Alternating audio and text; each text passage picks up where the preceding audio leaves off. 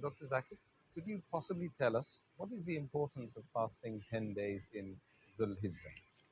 As far as fasting on the first 10 days of the month of Hajj, the Hijjah, it's mentioned in Sunan Abu Dawud, volume number 2, in the book of fasting, hadith number 2432, that the beloved Prophet ﷺ said that Allah subhanahu wa ta'ala likes the virtue the most of a person who fasts in these days, that the 10 days of Dhul Hijjah, and he likes it a lot. So, a person asks that does he like even more than doing jihad with Allah subhanahu wa ta'ala? One of the Sahaba, he asked that does Allah like it more than even doing jihad in the way of Allah subhanahu wa ta'ala?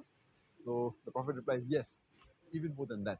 Unless a person goes out for qital, that's in the battlefield, with his life and wealth, and does not come back with both of them. Except for that, it's even better doing jihad in the way of Allah subhanahu wa ta'ala. So this is the importance of fasting in the first 10 days of Hajj. Jazakallah khair.